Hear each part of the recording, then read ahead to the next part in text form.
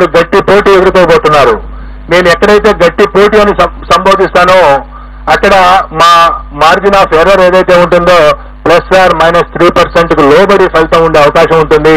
కాబట్టి +or-3% ఉన్న దగ్గర నేను గట్టి పోటీ అని సంబోధించడం జరుగుతుంది. అలాగే పీడిక రాజన్న దొర సాలూరు అసెంబ్లీ నియోజకవర్గం నుండి గెలుపొందబోతా ఉన్నారు. అలాగే బొత్స సత్యనారాయణ గారు ప్రస్తుత మంత్రి, మాజీ పిసిసి అధ్యక్షులు, చీపురుపల్లి అసెంబ్లీ నియోజకవర్గం నుండి మంచి మెజారిటీతో గెలుపొందబోతా ఉన్నారు. అలాగే గుడివాడ అమర్నాథ్ గారు రాష్ట్ర ఐటీ శాఖ మంత్రులు. గుడివాడ అమర్నాథ్ గారు గతంలో అనకాపల్లి నుండి ప్రాతినిధ్యం వహించారు. ప్రస్తుతం గాజువాక నుండి పోటీ చేస్తున్నారు. వారు ఓటమి చవిచూడబోతా ఉన్నారు. అలాగే పిలిపి విశ్వరూప్ గారు వారు అమలాపురం శాసనసభ నుండి పోటీ చేస్తున్నారు.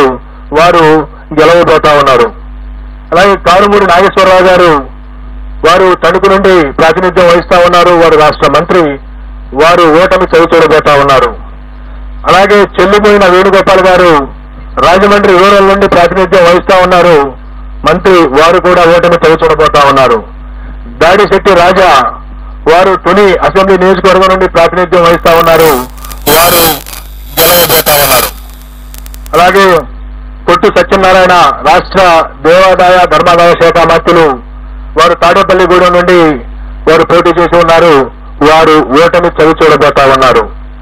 అలాగే శ్రీమతి తానేటి వనిత ప్రస్తుత ఆంధ్రప్రదేశ్ యొక్క హోంశాఖ మంత్రులు. వారు గోపాలపురం నుండి గెలవబోతా ఉన్నారు స్వల్ప ఆధిక్యతతో. అలాగే జోగి రమేష్ గారు ప్రస్తుత రాష్ట్ర మంత్రి.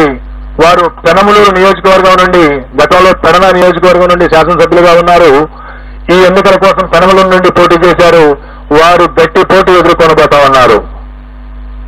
అలాగే అంబటి రాంబాబు గారు గుంటూరు జిల్లా ఇప్పటి పల్నాడు జిల్లా సత్తెనపల్లి నియోజకవర్గం నుండి ప్రాతినిధ్యం వహిస్తున్నారు. రాష్ట్ర జలవనరుల శాఖ మంత్రులు.